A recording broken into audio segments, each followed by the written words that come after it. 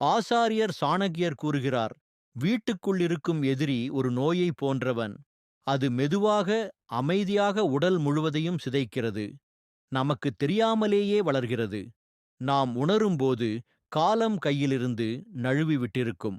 அதனால் இன்று உங்கள் வாழ்க்கையில் ஒவ்வொரு நாளும் உங்களை உடைத்துக் கொண்டிருப்பவர், அவமானப்படுத்திக் கொண்டிருப்பவர், உங்கள் தன்னம்பிக்கையை மெதுவாக விழுங்கிக் கொண்டிருப்பவர் யாராவது இருந்தால், இந்த வீடியோவை இப்போதே ஒரு லைக் செய்து கடைசி வரை தவறாமல் பாருங்கள்.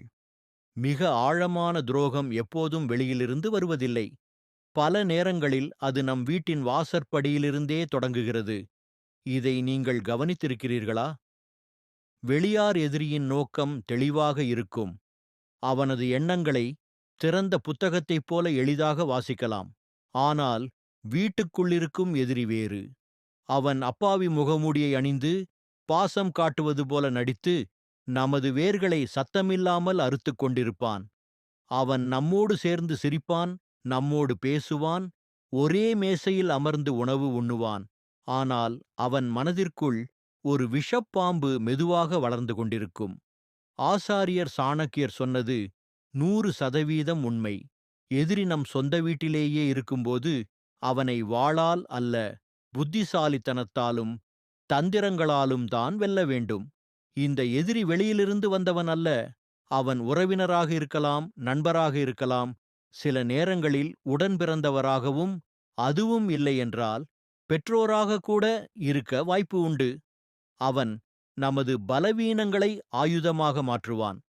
நாம் வைத்த நம்பிக்கையை ஒரு கத்தியைப் போல கூர்மையாக்குவான். நமது அமைதியை அவன் பயமென்று நினைக்கிறான்.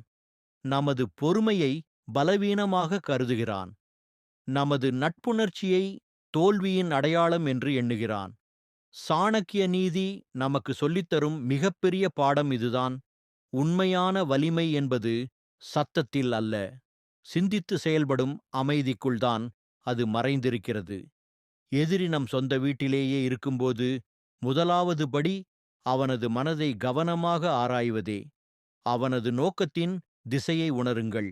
அவனது வார்த்தைகளுக்கு பின்னால் மறைந்திருக்கும் விஷத்தை நுகர்ந்து பாருங்கள். அவன் உங்கள் வெற்றியை பார்த்து கிண்டல் செய்யும்போதும், உங்கள் கனவுகளை கேலி செய்யும்போதும், உங்கள் உழைப்பை சிறுமைப்படுத்தும் போதும், அந்த இடத்தில் நீங்கள் மிகவும் எச்சரிக்கையாக இருக்க வேண்டும். ஏனெனில் இவை அனைத்தும் அவன் உங்கள் நன்மையை விரும்பவில்லை என்பதற்கான தெளிவான அறிகுறிகள். உங்கள் நன்மையை விரும்பாதவன், அவன் எந்த உறவின் போர்வையை அணிந்திருந்தாலும், உண்மையில் அவன் ஒரு மறைந்த எதிரிதான். இப்படிப்பட்ட நிழல் போன்ற எதிரிகளை எதிர்கொள்வதற்காக சாணக்கியர் துல்லியமான தந்திரங்களை நமக்கு கூறியுள்ளார். அவை சாதாரண ஆலோசனைகள் அல்ல, ஒரு முழுமையான போர் வியூகத்திற்கு சமமானவை. இந்த தந்திரங்கள் சத்தம் போடச் சொல்லவில்லை, வாளை தூக்கச் சொல்லவில்லை.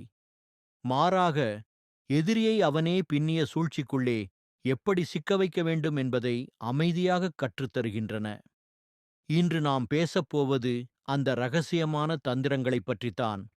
வீட்டிற்குள் மறைந்திருக்கும் எதிரியை சமாளிக்க இவை மிகவும் துல்லியமான வழிமுறைகள்.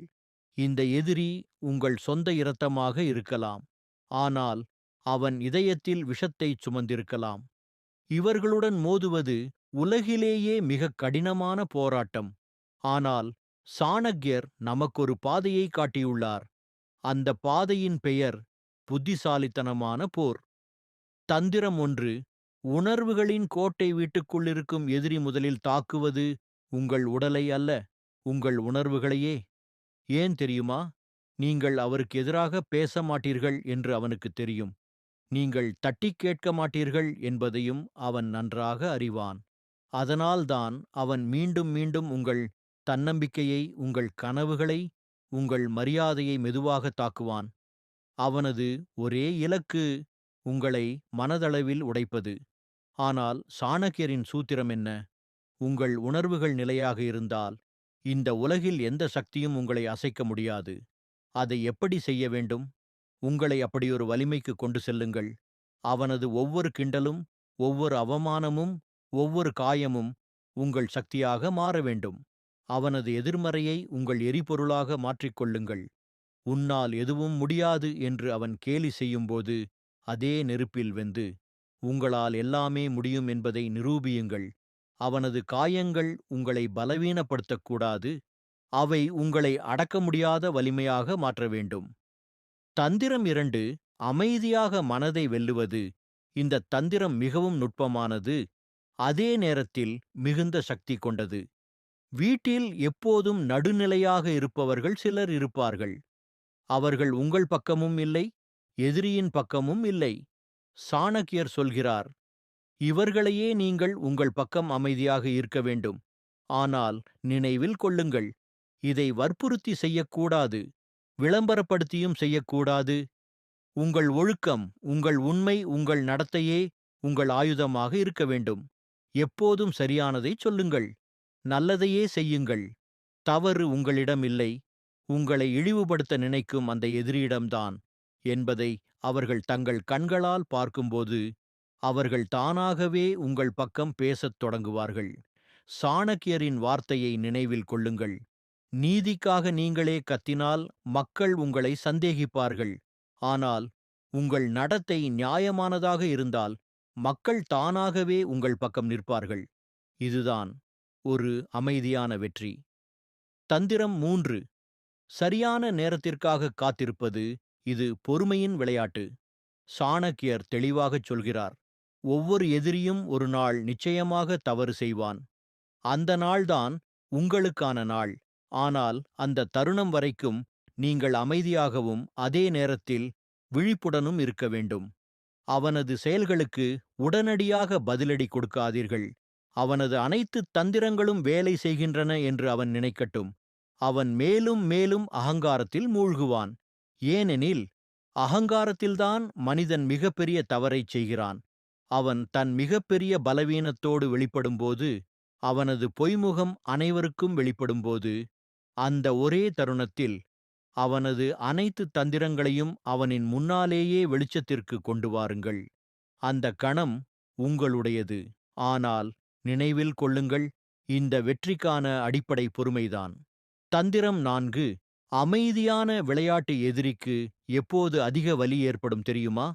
நீங்கள் அவனை புறக்கணிக்கும் போதே. இது சத்தம் போடாமல் நடத்தப்படும் தாக்குதல். வாள் வீசாமல் எடுக்கப்படும் மிக கூர்மையான அடியாகும். எந்த சலசலப்பும் இல்லாமல் மெல்ல மெல்ல அவனிடமிருந்து தூரம் உருவாக்கிக் கொள்ளுங்கள். அவனது வார்த்தைகளாலும் அவனது நடத்தையாலும் நீங்கள் பாதிக்கப்படவில்லை என்பதை அவனுக்கு தெளிவாக தெரிய விடுங்கள். நீங்கள் மகிழ்ச்சியாக இருக்கிறீர்கள், முன்னேறிக் கொண்டிருக்கிறீர்கள். இதையே அவன் கண்களால் பார்க்கட்டும். விவாதம் வேண்டாம், விளக்கம் வேண்டாம். அவன் உங்கள் வாழ்க்கையிலிருந்து மெதுவாக மறைந்து போகட்டும். இந்த மனரீதியான பிரிவினை அவனை உள்ளுக்குள் கடுமையாக உலுக்கிவிடும். தந்திரம் 5, எதிரொலிக்கும் பொறி. இது சாணக்கியரின் மிகவும் புத்திசாலித்தனமான தந்திரங்களில் ஒன்று. யாராவது உங்களைப் பற்றி பொய்களை பரப்பினாலோ உங்களை அவதூறு செய்தாலோ நேரடியாக பதிலளிப்பது பல நேரங்களில் நஷ்டத்தையே உண்டாக்கும். அதற்கு பதிலாக அவனது தந்திரத்தையே அவனுக்கு எதிராக பயன்படுத்துங்கள். உதாரணமாக, நீ மிகவும் அகங்காரம் பிடித்தவன் என்று யாராவது சொன்னால், மற்றவர்களின் முன்னிலையில் மிகுந்த பணிவையும் கனிவையும் உங்கள் நடத்தையில் காட்டுங்கள். உங்கள் வார்த்தைகள் தேவையில்லை, உங்கள் செயல்களே அந்த மனிதனை பொய்யனாக நிரூபித்துவிடும். நீங்கள் எதுவும் பேச வேண்டாம், விளக்கம் தேவையில்லை. இதுதான் சண்டையிடாமல் வெல்லும் போர். தந்திரம் 6, இடையிடாத வளர்ச்சி. இது மிக மிக முக்கியமான தந்திரம். வீட்டுக்குள்ளிருக்கும் எதிரியின் மிகப்பெரிய ஆசை என்ன தெரியுமா? நீங்கள் நின்றுவிட வேண்டும், பயந்துவிட வேண்டும், தோற்றுவிட வேண்டும். அதற்காகத்தான் அவன் உங்களை தொடர்ந்து கிண்டல் செய்கிறான். உங்கள் கவனம் சிதற வேண்டும் என்பதற்காகவே அவன் அந்த விஷத்தை பேசுகிறான். ஆனால் சாணக்கியரின் கட்டளை தெளிவானது, நிற்காதீர்கள். அமைதியாக உங்கள் வேலையைச் செய்யுங்கள், உழைப்பைக் கொடுங்கள், உங்கள் சாம்ராஜ்யத்தை மெதுவாக கட்டியெழுப்புங்கள். உங்கள் வெற்றிதான் அந்த எதிரிக்கு நீங்கள் கொடுக்கும் மிகப்பெரிய பதில். சத்தமில்லாமல் கட்டப்பட்ட ஒரு சாம்ராஜ்யம் மிகவும் வலிமையானது. ஏனெனில் அது கண்களுக்கு தெரியாது, ஆனால் ஆழமாக தாக்கும். நீங்கள் வெற்றியின் ஏணியில் மேலே ஏறும்போது அவனது குரல் தானாகவே அடங்கிவிடும். தந்திரம் 7, மறந்துவிடுங்கள். ஆனால் மன்னிக்காதீர்கள். இது கடுமையாகத் தோன்றலாம், ஆனால் வாழ்க்கைக்கு அவசியமான ஒரு பாடம். மன்னிப்பு என்பது தவறை உணர்ந்து உண்மையாக வருந்துபவர்களுக்கே. உங்களை மீண்டும் மீண்டும் வேண்டுமென்றே இழிவுபடுத்த முயல்வோருக்கு மன்னிப்பு என்ற வார்த்தை வீணான ஒன்றே. அப்படிப்பட்ட ஒருவரை மன்னிப்பது உங்கள் ஆன்மாவிற்கு நீங்களே விஷம் கொடுப்பதைப் போன்றது. சாணக்கியர் சொல்கிறார், அவரை மறந்துவிடுங்கள். அவருடைய பெயர், அவருடைய நினைவுகள், அவர் கொடுத்த வலிகள், இவை அனைத்தையும் உங்கள் இதயத்திலிருந்தும் உங்கள் மூளையிலிருந்தும் முழுமையாக துடைத்து எறியுங்கள். அவர் வாழ்ந்ததற்கான ஒரு சின்ன அடையாளம் கூட உங்கள் வாழ்க்கையில் இருக்கக்கூடாது. ஏனெனில் ஒரு மனிதனுக்கு இதைவிட பெரிய தோல்வி வேறு எதுவும் இருக்க முடியாது. அமைதி என்பது எதிரியை அசைத்துப் பார்க்கும் மிக வலிமையான ஆயுதம். யாராவது உங்கள் முன்னால் வந்து உங்களை மனரீதியாக உடைக்க முயலும்போதும், உங்கள் தன்னம்பிக்கையை சிதைக்க சூழ்ச்சி செய்யும்போதும், உங்கள் மனதை திசையதிருப்ப வார்த்தை அம்புகளை எய்து கொண்டிருக்கும் போதும், உங்கள் மிகப்பெரிய ஆயுதம் மௌனம்தான். இது பயத்தில் பிறந்த மௌனம் அல்ல. இது புயலுக்கு முன் நிலவும் அமைதியைப் போன்றது, ஆழமானது, இரகசியமானது, அழுத்தமான வலிமையுடன் கூடியது. ஒரு வார்த்தை கூட பேசாமல் எதிரியின் ஒவ்வொரு தந்திரத்தையும் முறியடிக்கும் ஆயுதமே இந்த மௌனம். மௌனம் என்பது வெறும் சும்மா இருப்பது அல்ல. அது ஒரு கலை. உங்களை மனதளவில் உறுதியாக்கும் ஒரு உயர்ந்த தந்திரம். யாராவது உங்களை தூண்ட முயலும்போதோ, உங்களை புண்படுத்தும் போதோ பதில் சொல்ல வேண்டும் என்று தோன்றுவது மிக இயற்கை. ஆனால் அங்கேதான் உண்மையான விளையாட்டு தொடங்குகிறது. நீங்கள் பதிலளிக்கும்போது எதிரிக்கு அவன் தேடும் வாய்ப்பை நீங்களே கொடுக்கிறீர்கள். நீங்கள் அமைதியாக இருக்கும்போது அவனது அனைத்து சூழ்ச்சிகளும் தலைகீழாக மாறும். உங்கள் மௌனம் அவனை குழப்பமடையச் செய்யும். மௌனம் என்பது வெறும் அமைதி அல்ல. அது விழிப்புணர்வோடு இருக்கும் நிலை. உங்கள் கண்கள் திறந்திருக்க வேண்டும். உங்கள் மூளை சுறுசுறுப்பாக இருக்க வேண்டும். உங்கள் இதயம் அமைதியாக இருக்க வேண்டும். அவன் எந்த வார்த்தைகளை பயன்படுத்துகிறான்? யாரிடம் என்ன பேசுகிறான்? அவனது உண்மையான நோக்கம் என்ன? இதையெல்லாம் நீங்கள் கவனிக்க வேண்டும். நீங்கள் ஒரு சதுரங்க வீரரைப் போல செயல்பட வேண்டும். அமைதியாக இருக்கலாம், ஆனால் ஒருபோதும் பலவீனமாக இல்லை. உங்கள் மௌனம் எதிரியின் மனதைச் சிதைக்கும். அதே மௌனம் அவனுக்கொரு பொறியாக மாறும். அவன் தன் சூழ்ச்சிகளை மேலும் தீவிரப்படுத்தும்போது அந்த இடத்தில்தான் அவன் மிகப்பெரிய தவறைச் செய்வான். நீங்கள் மீன்வைல் ஒவ்வொன்றையும் அமைதியாக கவனித்துக் கொண்டிருப்பீர்கள். மௌனம் என்பது உங்கள் ஆற்றலைச் சேமிக்கும் ஒரு வழி. அது உங்களை உங்கள் இலக்கில் கூர்மையாக வைத்திருக்கும். சாணக்கியர் சொன்னார், வார்த்தைகளை விட மௌனம் அதிக சக்தி வாய்ந்தது.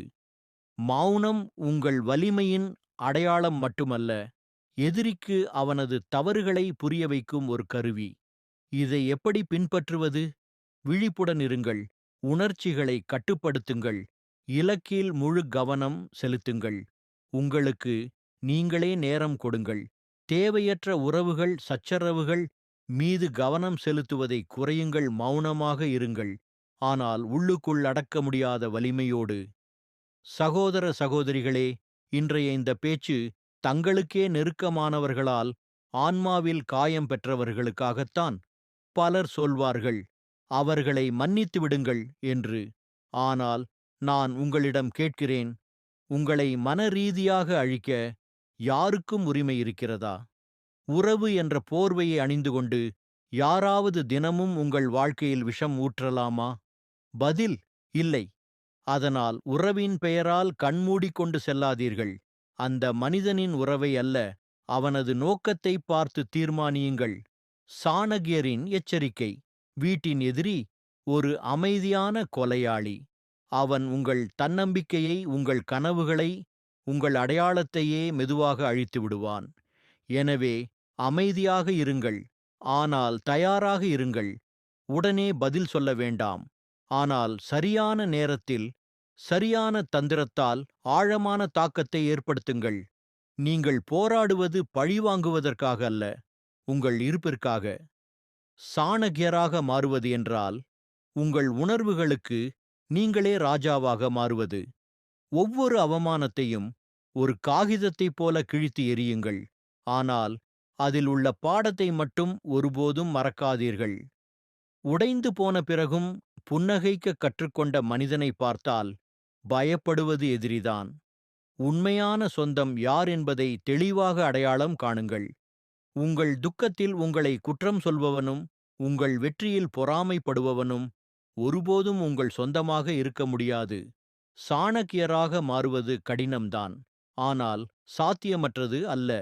அழுவதும் தாங்குவதும் கூட கடினம்தான். அப்படி இருக்க வலிமையாக மாறும் பாதையையே தேர்ந்தெடுங்கள். சாணக்கியரின் மிகப்பெரிய தந்திரம் என்ன தெரியுமா? சண்டையிடாமல் போரை வெல்வது, பேசாமல் உண்மையை நிரூபிப்பது, வலிமையை காட்டாமல் எதிரியின் மனதில் பயத்தை உருவாக்குவது. இந்த நீதியை நீங்கள் பின்பற்றினால் எதிரி தானாகவே பணிந்து போவான். இறுதி முடிவு உங்கள் கையில்தான். உறவுகளின் பெயரில் விஷம் குடிக்கப் போகிறீர்களா? அல்லது சாணக்கியராக மாறி அதே விஷத்தை வலிமையாக மாற்றப் போகிறீர்களா? நீங்கள் அமைதியாக இருந்து இந்த தந்திரங்களை கற்றுக்கொண்டால் ஒரு நாள் எதிரி தனது சொந்த வலையிலேயே சிக்கிக் கொள்வான். அந்த நாளில் உங்கள் மௌனமே அவனது மிகப்பெரிய தோல்வியாக இருக்கும். என் நண்பர்களே, நான் பகிர்ந்த சாணக்கியரின் இந்த நீதி உங்களுக்கு பிடித்திருந்தால் ஒரு லைக் செய்யுங்கள். மீண்டும் ஒரு பதிவில் சந்திப்போம். நன்றி.